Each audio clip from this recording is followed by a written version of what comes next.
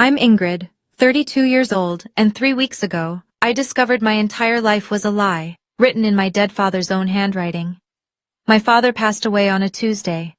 I was the one holding his hand when he took his last breath. My sister Meredith was in the Hamptons. My mother was in the waiting room, too emotional to be present. At the will reading, surrounded by relatives I barely knew, the lawyer announced my inheritance, $1.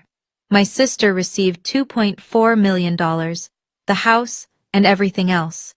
But 3 days later, while cleaning out Dad's study, I found a hidden drawer. Inside was a letter dated the day I was born. The first line read, "I never wanted a second daughter." I kept reading. By the last page I understood everything. Before I continue, please take a moment to like and subscribe, but only if you genuinely connect with this story. And drop a comment telling me where you're watching from and what time it is there. I always love reading those. Now let me take you back to 4 weeks ago, the night my father was admitted to the hospital. I was finishing up a late shift at work when my phone buzzed. Mom's name on the screen. She never called unless she needed something. "Your father's in the hospital, heart attack. You should go." "No, please. No, I'm scared. Just a command." I asked about Meredith. "Your sister's in the Hamptons with friends. She can't make it back tonight." Of course she couldn't. "What about you, Mom?" A pause. "I'll be there in the morning. It's late and I need to make some calls." I didn't argue. I'd learned decades ago that arguing with my mother was like screaming into a void. I grabbed my keys and drove.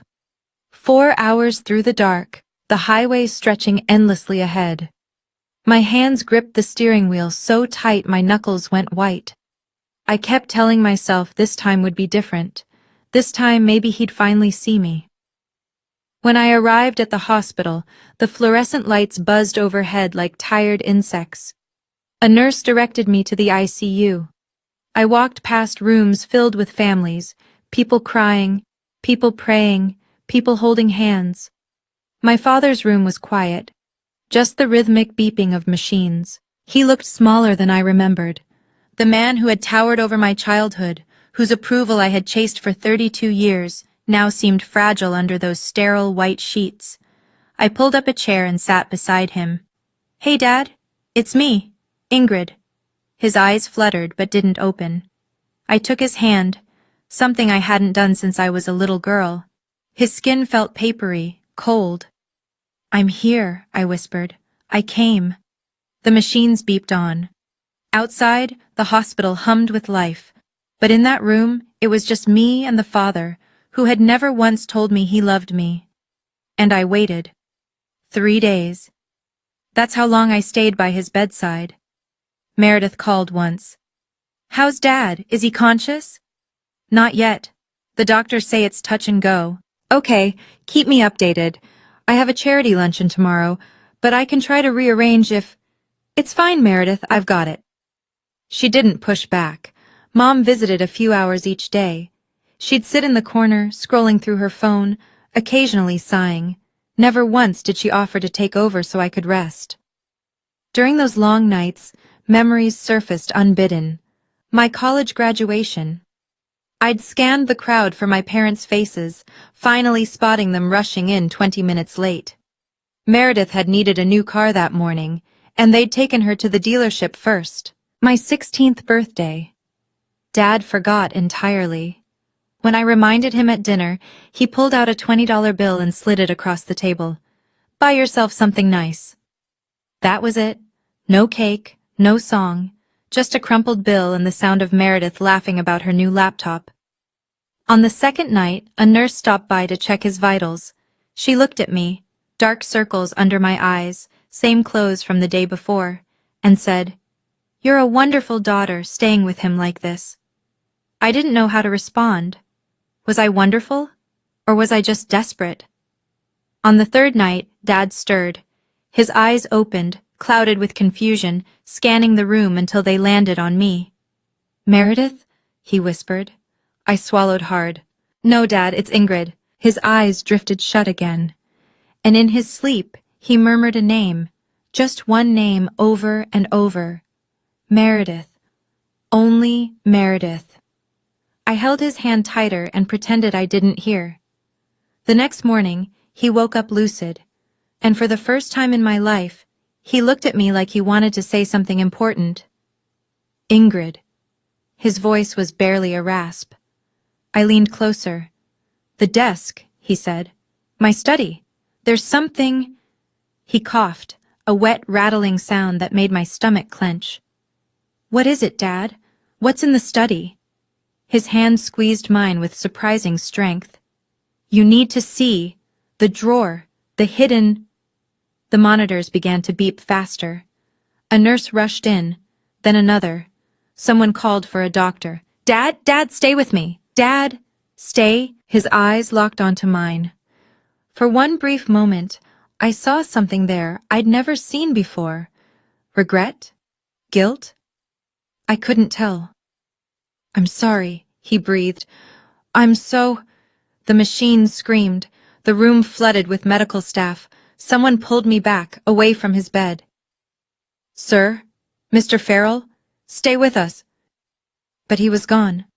At 3:47 a.m., my father died with his hand reaching toward mine and a sentence left unfinished. I stood frozen in the corner while they recorded the time of death, while they turned off the machines, while silence filled the space where his labored breathing had been. When I finally called Mom, she cried, but her first words were, "Call your sister, Meredith needs to know." Not, "Are you okay?" Not, "I wish I'd been there." I called Meredith next. She answered on the fourth ring, her voice groggy. "Meredith, Dad's gone." A pause. Then, "Why didn't you call sooner? You know I have a meeting at 9. I hung up without answering. Outside, the sun was rising. A new day. A world without my father in it. I should have felt grief. Maybe I did.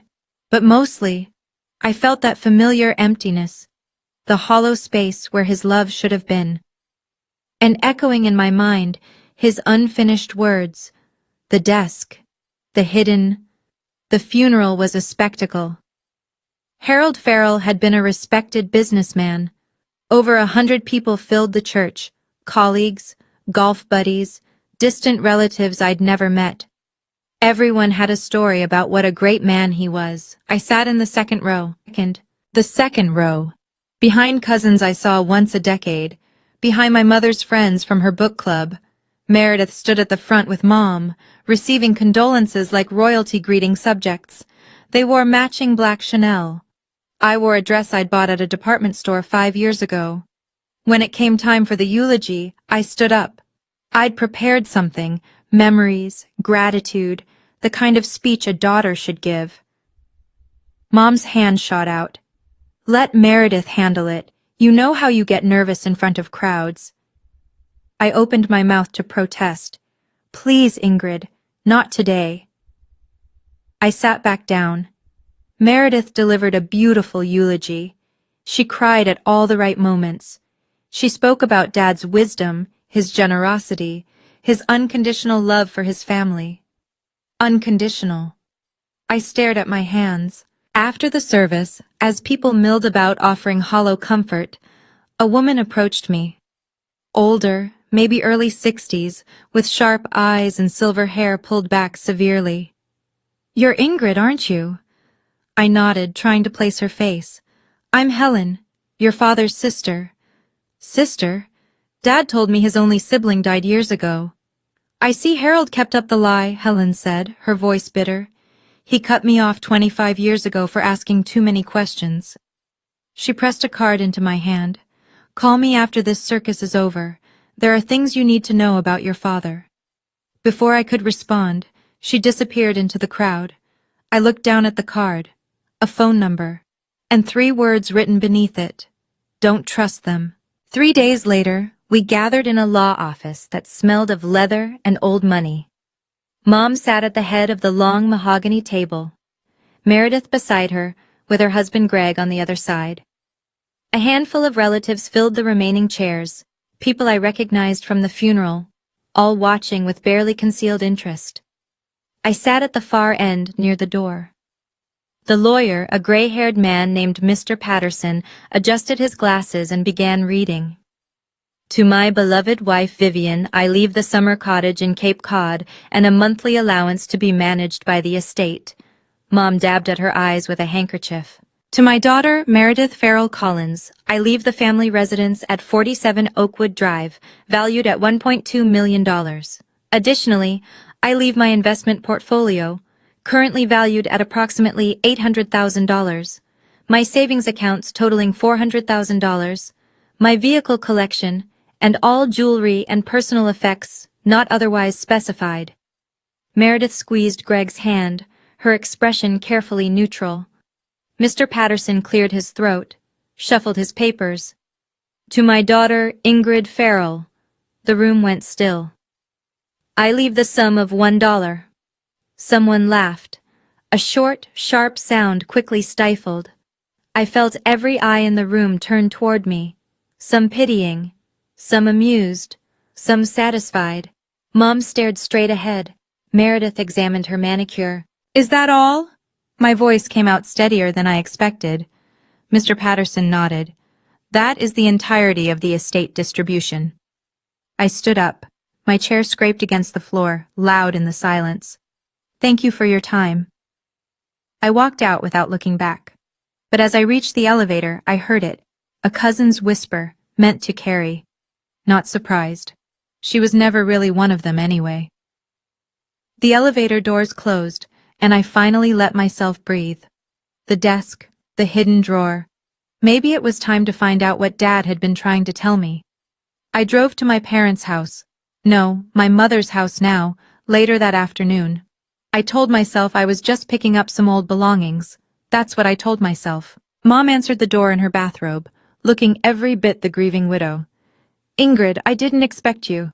I need to get some things I left here. She stepped aside reluctantly. The house felt different already, emptier, even though nothing had been moved. I made it halfway to the stairs before I stopped, turned around. Why? Mom froze. Why what? 32 years. I need to know why. What did I do wrong? Her face tightened.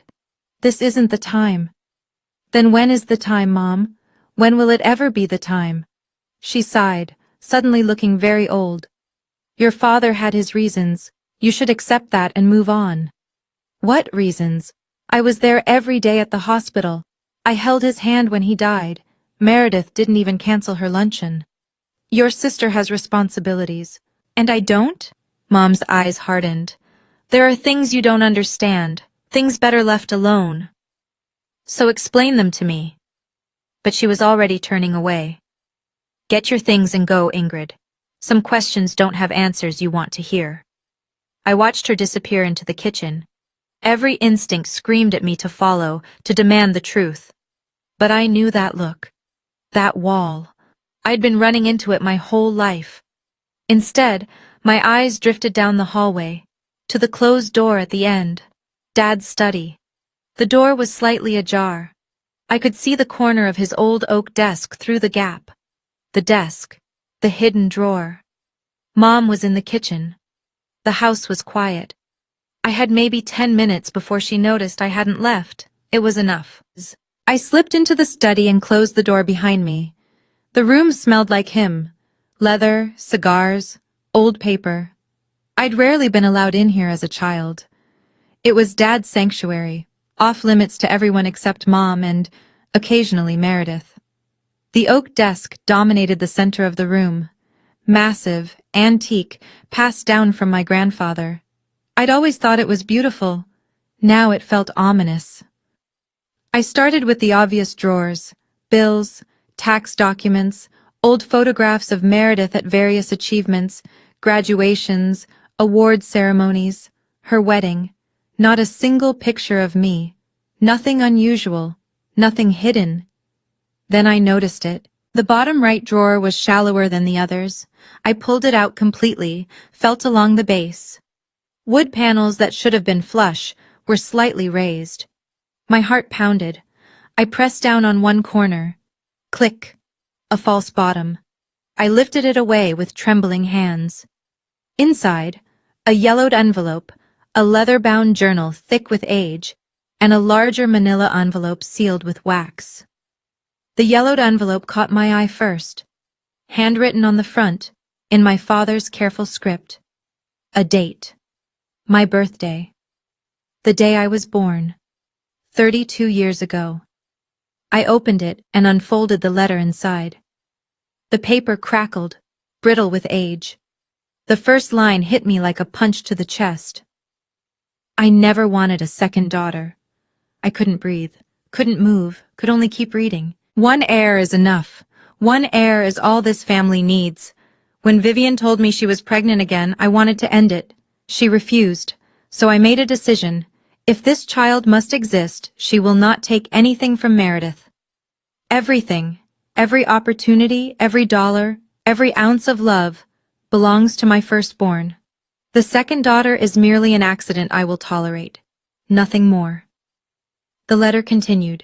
I didn't stop reading until I heard footsteps in the hallway. I grabbed everything and slipped out the back door. I sat in my apartment until 3 in the morning, reading. The letter was just the beginning. The journal, 30 years of entries in my father's handwriting, told the whole story. When I was 5. The younger one asked why she can't take ballet like Meredith. I told Vivian to say we can't afford it. She believed me. Good. When I was 10, Ingrid wanted piano lessons. I told her only serious musicians deserve them, and she's not talented enough. She cried. She'll get over it. When I was 18, she wants to study medicine. I told her I'd only pay for accounting, something practical, close to home, where I can keep her in line. She agreed. She always agrees. When I was 25, she mentioned moving to Seattle for a job. I reminded her that if she leaves, she can expect nothing from the will. She stayed. Every major decision in my life, every time I'd given up a dream, every time I'd chosen to stay small, stay close, stay obedient, he'd orchestrated all of it. And Mom, the journal made it clear, was his enforcer. Vivian knows her role. She understands that if she shows the second one too much affection, there will be consequences. I've made the terms of our arrangement very clear. I wanted to scream, to throw the journal across the room, to call my mother and demand to know how she could have. But there was still the manila envelope. I broke the wax seal. Inside, a formal document, old but preserved. The header read, Last Will and Testament of Robert Farrell Sr. My grandfather's will. The one Dad told me was lost years ago. I read it, then read it again, and suddenly, everything made sense. Grandfather hadn't left everything to Dad. He'd left it to be divided equally among all his grandchildren, all of them, including me. My father had stolen my inheritance before I was old enough to know it existed, and I had proof. I called Helen at 7 in the morning. She answered on the second ring like she'd been waiting. I found it, I said without preamble. The will, the journal, everything. A long exhale on the other end. I knew he kept records. Harold was always meticulous about documenting his own cruelty. We met at a diner an hour later. Helen looked tired but unsurprised as I spread the documents across the table. Your grandfather Robert was a fair man, she said, touching the old will gently. He loved all his grandchildren equally. When he died, he made sure his estate would be split among them. That included you, Ingrid. Even before you were born, he'd included provisions for any future grandchildren. But Dad told everyone the will left everything to him. Because Harold destroyed the original and replaced it. Helen's jaw tightened. I was suspicious from the start. When I confronted him, he cut me off completely, told the family I was mentally unstable, greedy, trying to steal from him. 25 years, I whispered. You've known for 25 years? Suspected. I never had proof. She tapped the document in front of me. But you do now. I stared at my grandfather's signature. The real one, not whatever forgery Dad had used. What do I do with this? Helen pulled out her phone. I know someone. Marcus Webb. He was your grandfather's lawyer. He drafted this will. Harold told everyone Marcus died years ago, but... She smiled grimly. Harold lied about a lot of things. You think this lawyer will help? I think Marcus has been waiting 25 years for someone to find this. She slid a phone number across the table. He'll want to hear from you. For the first time since this nightmare began, I felt something other than despair. I felt hope. Marcus Webb's office was in a small building on the edge of town, the kind of place people forget exists.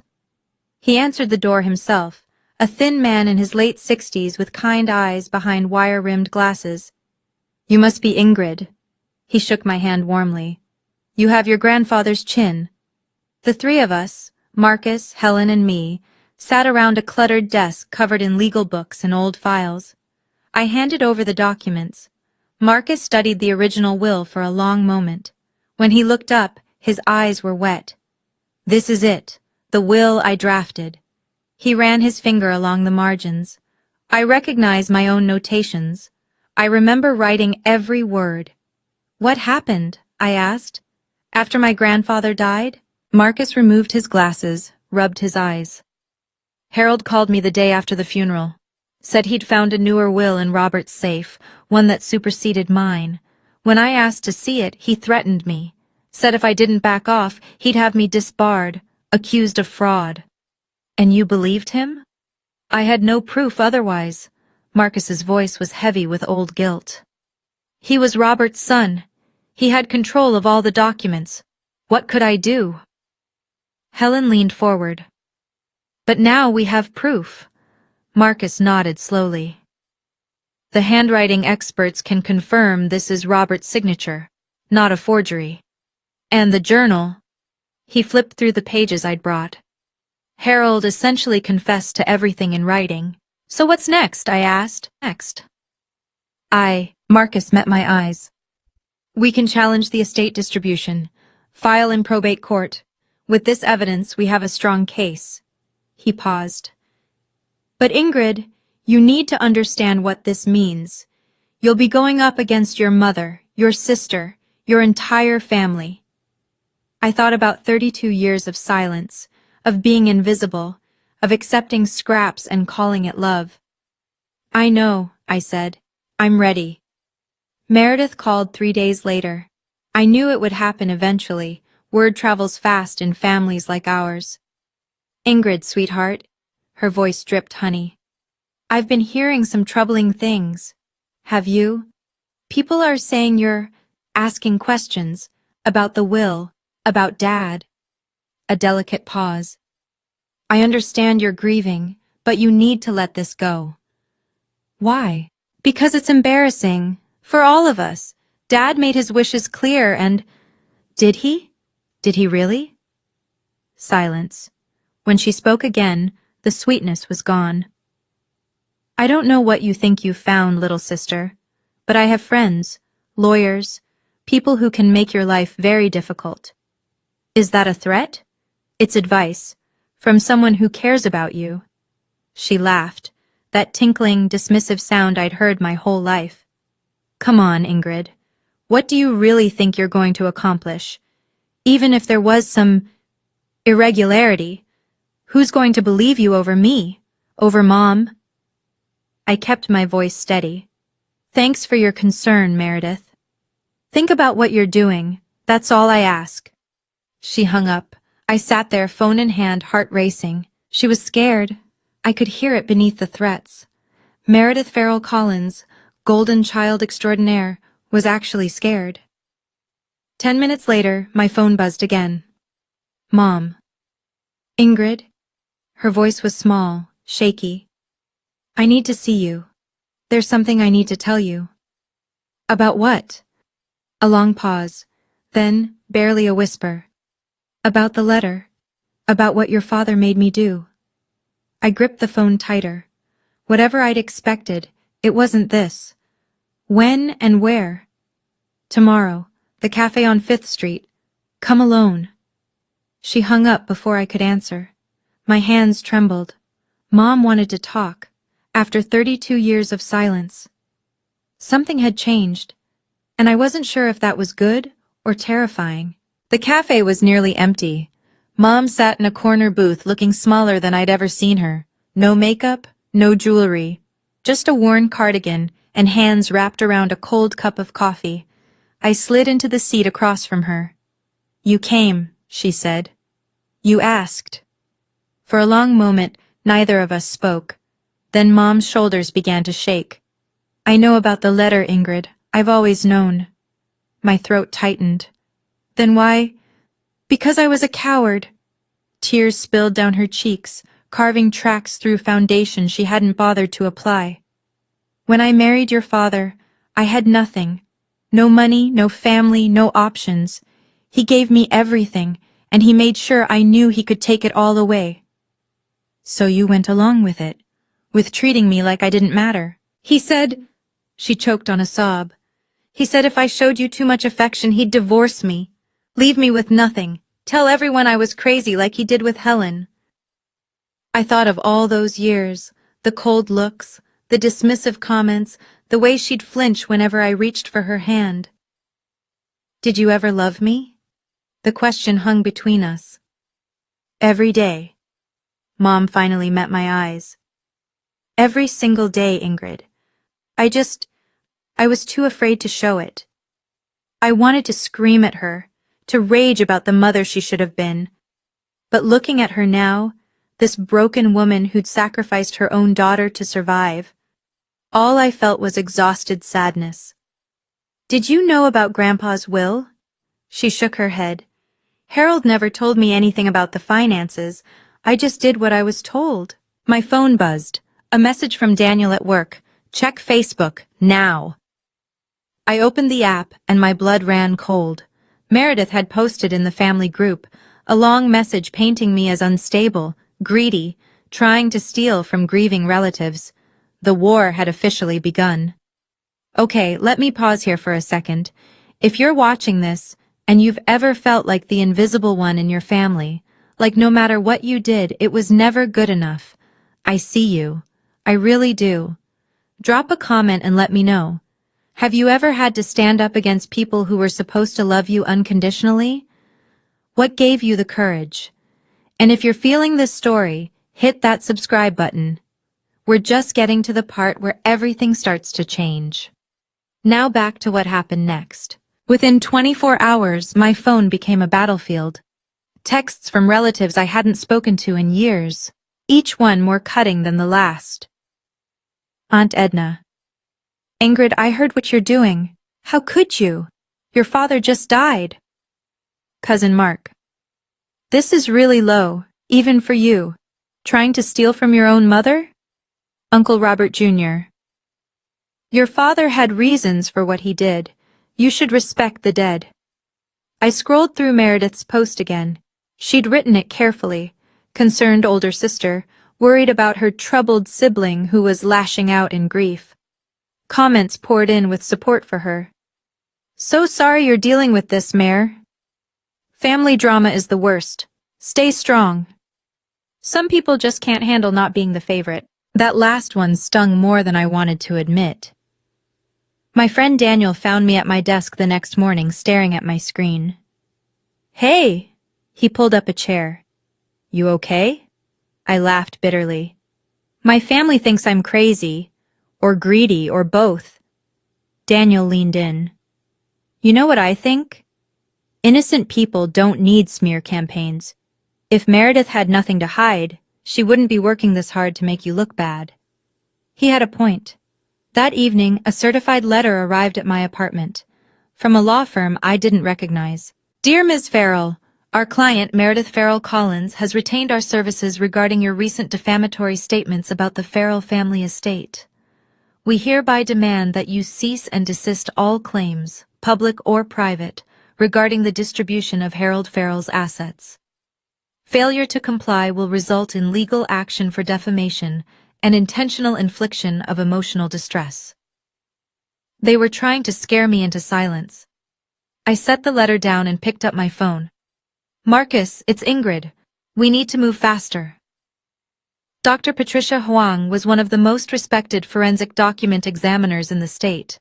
Marcus called in a favor to get us on her schedule within the week. Her office was clinical, white walls, bright lights, and a desk covered with magnifying equipment. She spread out the documents we'd brought. My grandfather's original will, the one Harold had filed with the probate court, and several samples of both men's handwriting. "Give me an hour," she said. "The longest hour of my life." Helen paced the hallway. Marcus sat rigid in his chair. I stared at my hands and tried not to hope too hard. When Dr. Huang finally emerged, her expression was unreadable. "The original will." She held up my grandfather's document. "This signature is genuine. The pressure patterns, letter formations, and natural variations are consistent with your reference samples of Robert Farrell Sr.'s handwriting." My heart stuttered. "And the other one?" Marcus asked. Dr. Huang's eyes hardened. "The signature on the filed will shows clear indicators of forgery, hesitation marks, inconsistent baseline, unnatural pen lifts.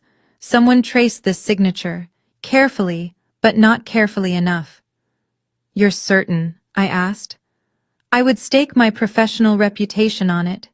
She handed me a thick envelope. "My official report, with documentation. This will hold up in court." Marcus exhaled slowly. "We have enough to file." The relief nearly knocked me sideways. Proof. Actual documented proof that my father had lied, forged, stolen. But Dr. Huang wasn't finished. "There's something else. Your father's journal." She pointed to a specific entry. "He refers to his wife knowing about the arrangement and keeping silent. That's corroboration." "Meredith," Helen said suddenly. "If Vivian knew, Meredith might have too." I thought of my sister's threats, her panic. What else was she hiding? I had one way to find out, one move that would put everything on the table. "Marcus, I want to call a family meeting." The night before the family meeting, I sat alone in my apartment with the lights off. Dad's journal lay open on my lap. I'd read it so many times the pages were wearing thin, but tonight I needed to read it once more. Entry from when I was 10. The girl asked why Meredith gets a bigger Christmas than she does. I told her Santa knows who deserves more. She cried herself to sleep. Vivian asked if we could get her something extra. I reminded her of our agreement. Entry. From when I was 16. Ingrid brought home a scholarship application today. Wants to apply for an art program across the country. I threw it away and told her she wasn't talented enough. She apologized for wasting my time. Entry from when I was 20. She's dating someone, a boy who wants to take her to California. I reminded her that if she leaves, she's on her own. No safety net, no family. She ended it the next week. I closed the journal and let myself cry. Not quiet tears this time, great, heaving sobs that shook my whole body. 32 years of manipulation. Every dream I'd let go. Every choice I'd made to stay small, stay close, stay obedient. None of it was because I wasn't good enough. It was because I was never allowed to be. When the tears finally stopped, I felt something new. Not anger, not grief. Resolve. Tomorrow I would face my family, not with vengeance, with truth. They could choose to accept it or not. But I would no longer be silent. I picked up my phone and sent one last email. Meeting confirmed. Sunday, 2 p.m., Mom's house. I'll be there. Then I turned off my phone, lay down, and slept more peacefully than I had in weeks. The storm was coming, and I was finally ready for it. Mom's house felt smaller than I remembered. The living room was packed. Mom sat on the main sofa, looking frail and uncertain. Meredith beside her, legs crossed, expression cool. Greg stood by the window, arms folded, not meeting anyone's eyes. And scattered around the room, aunts, uncles, cousins, people Meredith had invited as support, witnesses to what she probably expected to be my public humiliation. "Well," Meredith's voice cut through the murmur, "we're all here. What's so important that you dragged everyone out on a Sunday?" I stood near the fireplace, my bag at my feet. "Thank you for coming." I kept my voice steady. "I know Meredith has told you her version of what's happening. I'm here to tell you the truth." Aunt Edna scoffed. "We already know the truth. You're trying to steal from your sister. No, I'm trying to reclaim what was stolen from me. The room stirred. I saw glances exchanged, skeptical, uncomfortable, curious. This isn't about money, I continued. It's about our father, about who he really was, about decisions he made 32 years ago that none of you know about. Meredith laughed, high and sharp. This is pathetic, Ingrid. You're embarrassing yourself. Am I? I reached into my bag and pulled out a yellowed envelope. I found this in Dad's desk, a letter he wrote the day I was born. The room went still. Would you like to hear what it says? Meredith's smile faltered. Mom's hand flew to her throat. I unfolded the letter, hands steady, and began to read. I never wanted a second daughter. Silence. Absolute silence. I kept going, and with each word, I watched the room's expression change from skepticism to shock. No one was laughing now. I read the key passages from the letter. Then I opened the journal. This is 30 years of entries, all in Dad's handwriting. I held it up for the room to see. 30 years of documenting exactly how he planned to cut me out of this family. Meredith stood abruptly. This doesn't prove anything. Anyone could have written that. A forensic handwriting expert has verified every document. I set the report on the coffee table. Would you like to see her findings? No one moved. But that's not the most important thing I found. I pulled out the manila envelope, the one that had been sealed for decades. This is our grandfather's will, the real one, the one Dad told everyone was lost. Uncle Robert leaned forward. What do you mean, the real one? I mean, Grandfather left his estate to be divided equally among all his grandchildren, all of us. I looked around the room. Not just Meredith, all of us. Murmurs rippled through the crowd. Aunt Edna's mouth fell open. Dad forged a new will. He hid the original. He stole inheritances from every person in this room. I opened the journal to a specific page. And he wrote about it, right here in his own words. The original will has been destroyed. No one will ever know. Meredith's face had gone white. You're lying. Am I? I met her eyes. Then explain this. I pulled out the last piece, the printout of an email. This is correspondence between Dad and you, Meredith, from 5 years ago, where he explains everything and asks you to keep it secret. Greg straightened from his spot by the window. What? Your wife has known the truth for 5 years. I handed him the printout. She chose to say nothing. The room erupted. Greg staring at Meredith in horror, relatives shouting questions, Mom sobbing into her hands. Through it all, Meredith stood frozen. For the first time in her life, she had no words. I gathered my documents calmly. I'm not here for revenge. I'm here because everyone in this room deserved to know who Harold Farrell really was. I headed for the door. Behind me, Meredith finally found her voice, but it came out as a scream. You can't do this to me. This is my family. I paused, hand on the doorknob. No, Meredith, it's ours. And for the first time, I'm claiming my place in it. I didn't leave right away. Part of me needed to see what happened next. The living room had devolved into chaos. Greg was backing away from Meredith, the email printout crumpled in his fist. You knew? This whole time you knew and you said nothing? I didn't. It wasn't. Meredith reached for him. Greg, please, let me explain. Explain what? That you let your sister be treated like garbage for years while you took everything? It wasn't my fault. Dad made me promise. And that makes it okay? Across the room, Aunt Edna had cornered Mom. Vivian, is this true? Did Harold really do all of this? Mom couldn't answer. She just kept crying, shaking her head, looking 20 years older than she had an hour ago. Cousin Mark was reading the journal entries over Uncle Robert's shoulder. I heard him mutter, Jesus Christ, under his breath. And everywhere, whispered conversations, glances in my direction, some apologetic, some stunned, some still disbelieving. Then Aunt Edna approached me, the same woman who'd sent me that cutting text just days ago. Ingrid, her voice was rough. I I didn't know. None of us knew. I understand. No, you don't. She gripped my hand. I'm sorry.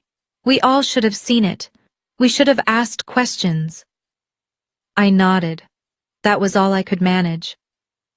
Behind her, Meredith was still pleading with Greg. He wasn't listening anymore. I caught Mom's eye across the room. She looked at me with an expression I couldn't quite read. Shame? Sorrow? A plea for something I wasn't sure I could give? I turned and walked out the front door. Helen was waiting by my car. You okay? I took a breath.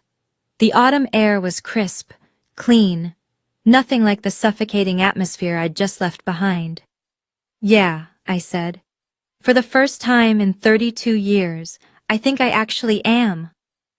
I was almost at my car when I heard the front door open behind me. Ingrid, wait. Mom's voice, small and broken. I stopped but didn't turn around. Heard her footsteps on the gravel driveway, hesitant and slow. Please, just one moment. I turned. She looked like a ghost of herself, mascara smeared, hands trembling, the perfect widow's facade completely shattered. Can you ever forgive me? The question hung in the cold air between us. 32 years. All those birthdays spent wondering why I wasn't enough. All those nights crying in my room while Meredith got everything I ever wanted. All those times I'd reached for my mother's hand, and she'd pulled away. Mom. My voice came out steadier than I expected. For 32 years, all I wanted was for you to love me. I worked so hard, did everything right, tried to be the perfect daughter, and the whole time you knew. You knew he was doing this to me, and you chose him. She sobbed. I was scared. I was your daughter. I was scared too. I was just a child, Mom. I needed you. She had no answer for that. I don't know if I can forgive you, I said. Maybe someday, but right now, what I know is this. I don't need your approval anymore. I don't need Dad's approval. I spent my whole life trying to earn something that was never being offered. I took a breath. I was always worthy of love. I just happened to be born into a family that couldn't give it. Mom's knees buckled. She sank onto the porch steps, crying too hard to speak. I walked to my car. Helen opened the passenger door for me. You did good, she said quietly. I know. I slid into the driver's seat. For the first time, I actually know. We drove away and I didn't look back. 2 weeks after the family meeting, Marcus filed the lawsuit. The local paper picked up the story. Prominent family faces estate fraud allegations. There was a photo of Dad from some charity gala, smiling that distinguished smile I'd grown up fearing. Meredith hired a team of expensive lawyers, the kind who bill more per hour than I make in a week. They sent threatening letters, demanded we withdraw, promised to bury us in motions and counterclaims. Marcus wasn't intimidated. Let them posture, he said during our strategy meeting. The evidence is overwhelming. We have the original will, verified signatures, and Harold's own journal confessing to everything. No amount of legal maneuvering can make that disappear. The discovery phase was brutal. Depositions, document requests, hours spent in conference rooms while lawyers asked the same questions 50 different ways. Meredith testified first. I watched through a video feed as she denied everything, her voice cracking under pressure. But when they showed her the email, the one proving she'd known for 5 years, she broke down completely. I was just protecting my family, she sobbed. I didn't know it was illegal. Helen squeezed my hand. She's lying. She knew exactly what she was doing. Maybe. Or maybe Meredith had spent so long living in Dad's shadow that she couldn't tell the difference between protection and complicity anymore. The news spread through our social circles. Old friends of my parents stopped talking to us. The country club membership was quietly revoked. The Farrell name, once synonymous with success and respectability, became something people whispered about at dinner parties. Then one morning, I received an unexpected email. From Gregory Collins. Subject: We need to talk. The message was brief. I have something you need to see. Meet me. Greg. Meredith's husband wanted to talk to me. Alone. Greg looked like he hadn't slept in days. We met at a coffee shop across town, somewhere neither of our families would think to look. Thank you for coming, he said, sliding into the booth across from me. Your email was cryptic. I know, He ran a hand through his disheveled hair. Since the meeting, I've been replaying everything. 10 years of marriage. All the things Meredith said about you. All the times I believed her. I waited. She told me you were jealous, unstable, that you'd always been difficult, and your parents had done their best with you. I never questioned it. His laugh was bitter. I never questioned anything. What changed? Greg reached into his jacket and pulled out a flash drive. After you left that day, I started looking. Meredith has a folder on her laptop, password protected, but she used our anniversary. Another bitter laugh. Inside were years of emails between her and your father. And this. He slid the drive across the table. What is it? Proof that Meredith didn't just know about the will, she helped cover it up. There are documents, bank transfers, coordination with lawyers to suppress any inquiries. Greg's voice cracked. She wasn't just a bystander, Ingrid. She was a partner. I stared at the flash drive. Such a small thing. Such enormous implications. Why are you giving this to me? Greg met my eyes. Because I filed for divorce this morning. And because I spent 10 years married to someone who watched her own sister suffer and did nothing. I can't change what I didn't see, but I can help you now. He stood to leave, then paused. For what it's worth. I'm sorry. For all of it. He walked out. I sat there for a long time, turning the flash drive over in my hands. One more nail in the coffin, and I hadn't even had to hammer it myself. Okay, I need to pause here for a moment. When Greg handed me that flash drive, I genuinely didn't know what to feel. Vindication? Sadness? Relief? I want to ask you something. Have you ever had someone surprise you by doing the right thing when you least expected it? Someone you'd written off, who turned around and stood up when it mattered? Let me know in the comments, and if you're still with me, thank you. We're almost at the end now. Hit subscribe if you haven't yet. You won't want to miss how this all wraps up. Meredith called me 3 days later. No honey in her voice this time, just raw desperation. We need to talk. Please, Ingrid, just give me 10 minutes. We met at a park near her apartment, her new apartment, since Greg had kept the house in the divorce filing. She was sitting on a bench when I arrived, and I barely recognized her. No designer clothes, no perfect makeup, just a wrinkled sweater and dark circles under her eyes. Greg left me. Her voice was flat. He took everything he could, the evidence, the files, all of it. I sat down beside her, leaving space between us. I know. She flinched. So that's it? You've won. You got everything you wanted. This was never about winning, Meredith. Then what? She finally looked at me, and I saw tears building. What do you want? I'll give you money, half of everything, more than half. Just, please, drop the lawsuit, let this end. You think this is about money?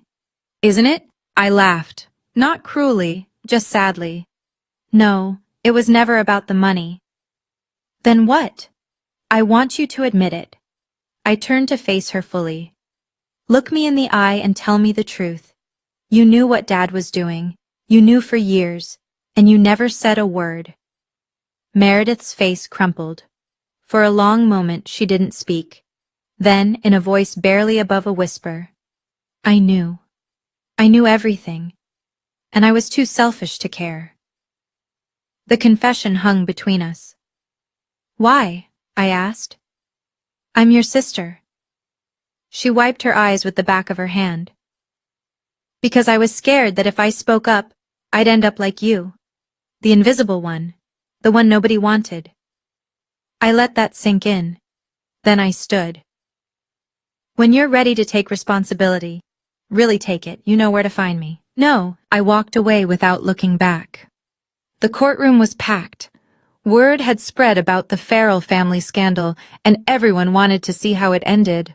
Reporters lined the back rows. Former friends of my parents sat scattered throughout, pretending they weren't there to gawk. I sat beside Marcus, Helen on my other side. Across the aisle, Meredith hunched between her lawyers, looking smaller than I'd ever seen her. Mom didn't come. I wasn't surprised. The proceedings moved faster than I expected. Marcus presented our evidence systematically. The original will, Dr. Huang's expert analysis, the journal entries, the emails. Each piece built on the last until the picture was undeniable. Meredith's lawyers tried to object, tried to introduce doubt, but there was too much proof and everyone knew it. The turning point came when Greg took the stand. He testified calmly, professionally. Yes, his wife had known about the forged will. Yes, she had actively helped conceal it. Yes, he had evidence. Emails, documents, bank records. When he finished, you could have heard a pin drop. The judge called a brief recess.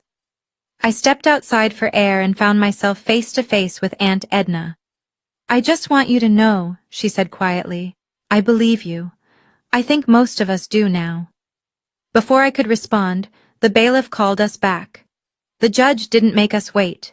He'd reviewed the evidence, consulted with experts, considered all arguments. It is the ruling of this court, he said, that the document filed as Harold Farrell's will was obtained through fraud and misrepresentation. The original will of Robert Farrell Sr. is hereby reinstated. The estate will be redistributed according to its authentic terms. Relief crashed over me like a wave. It was over. After everything, the lies, the manipulation, the decades of being invisible, it was finally over. Marcus shook my hand. Helen embraced me, and across the room, Meredith sat motionless, staring at nothing.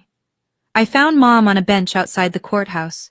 She hadn't come inside, but she'd been there the whole time, waiting. I sat down beside her without being invited. It's done, I said. I heard. Her voice was barely audible. I listened from the hallway. We sat in silence for a while. People passed by, conversations swirling around us like water around stones. I don't expect you to forgive me, Mom finally said. I know I don't deserve it. What do you want then? She turned to look at me, really look at me, maybe for the first time in decades. I want you to know that I loved you, every day, even when I couldn't show it. Her hand trembled as she reached toward mine.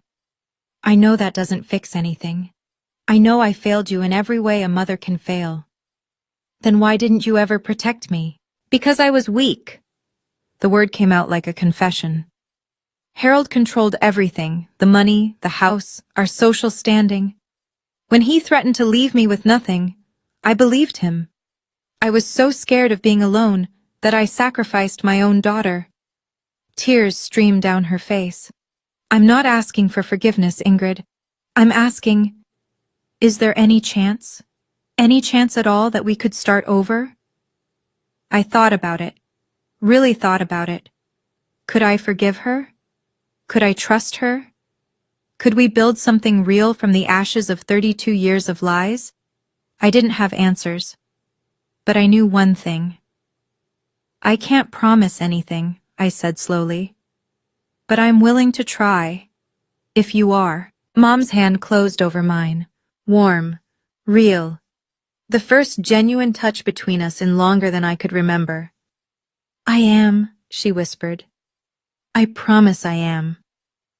It wasn't resolution, it wasn't healing, but it was a start. 3 months after the verdict, I heard from Meredith again, not through lawyers this time, just a text, simple and direct. Can we meet? She'd moved to a small apartment on the edge of town. Gone were the designer furnishings, the art collection, the evidence of a privileged life. What remained was sparse and practical, a couch, a table, some boxes she hadn't bothered to unpack. She opened the door looking like a different person. Thinner, quieter. Something in her eyes that hadn't been there before. "I wasn't sure you'd come," she said. Neither was I. We sat across from each other at her small kitchen table. She offered coffee. I accepted. "The divorce is finalized," she said, wrapping her hands around her mug. "Greg got the house, most of the assets. The prenup was not in my favor once everything came out." I didn't know what to say, so I waited. "I've been seeing a therapist." She almost laughed. "First time in my life. Turns out being the golden child messes you up too, just differently." "Is that supposed to make me feel sorry for you?" "No." She met my eyes. "It's supposed to explain, not excuse, just explain." She set down her mug. "I knew what Dad was doing. I knew, and I chose to keep quiet because I was terrified of losing my place. Of becoming you." Her voice cracked. "That's the ugliest truth. I watched you suffer, and I told myself it wasn't my problem." "So what now?" Meredith took a shaky breath. "Now I try to be someone different. I don't expect you to forgive me. I don't deserve it. But I wanted you to know I'm sorry for all of it." I looked at my sister, really looked at her. "I can't forgive you yet," I said. "But I'm not going to spend my life hating you either." It wasn't closure, but it was something. 6 months later, my life looks completely different. The estate was settled. I received my share, not the millions Meredith had inherited, but enough. Enough to pay off my debts, enough to put a down payment on a small condo, enough to finally feel like I could breathe. But the money isn't what changed me. I started therapy. Real, honest, twice-a-week therapy where I unpacked 32 years of being told I wasn't enough. It's hard. Some days I leave those sessions feeling like I've been turned inside out, but I'm learning about boundaries, about self-worth, about the difference between earning love and demanding respect. Mom and I have lunch every other week now. It's awkward sometimes. We're both learning how to be honest with each other after a lifetime of silence. She's not the mother I always wanted, but she's trying to be the mother she should have been. Meredith sent me a birthday card last month. First one ever. Inside, she'd written, "I'm still figuring out who I am without Dad's shadow. I hope you'll give me time." I haven't written back yet. But I didn't throw it away either. Helen has become family in the truest sense. The aunt I never knew I needed, the ally I didn't know I had. We have dinner every Sunday.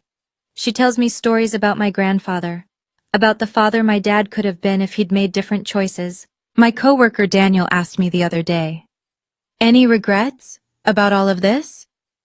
I thought about it for a long time. "No," I finally said. "For 32 years I lived someone else's story.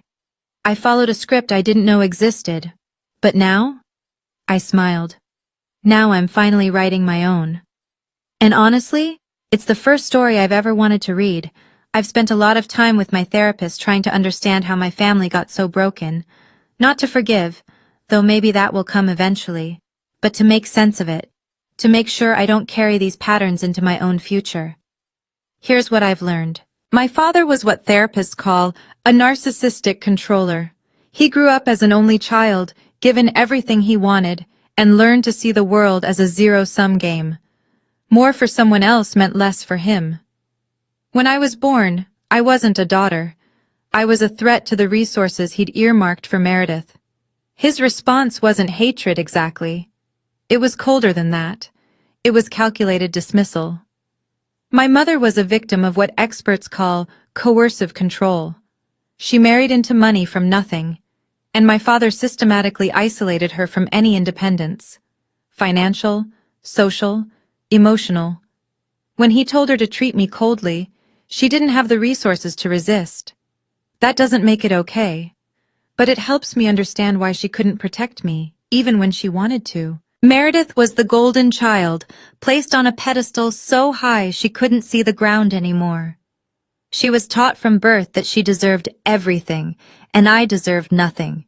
It wasn't cruelty, it was programming. When you're raised to believe the world revolves around you, watching your sister suffer feels normal. And me, I was the scapegoat. The one who absorbed the family's dysfunction so everyone else could pretend everything was fine. My biggest weakness was hope. The desperate, irrational hope that if I just tried harder, loved better, sacrificed more, I would finally earn my place. But here's the thing about earning love. You can't. Love isn't a wage. It isn't something you deserve based on merit. It's something that should be given freely. And when it's not, that's not your failure. That's theirs. The lesson I want to leave you with is simple. You are not responsible for the dysfunction you were born into, but you are responsible for whether you carry it forward. I chose to break the cycle. You can too. So that's my story.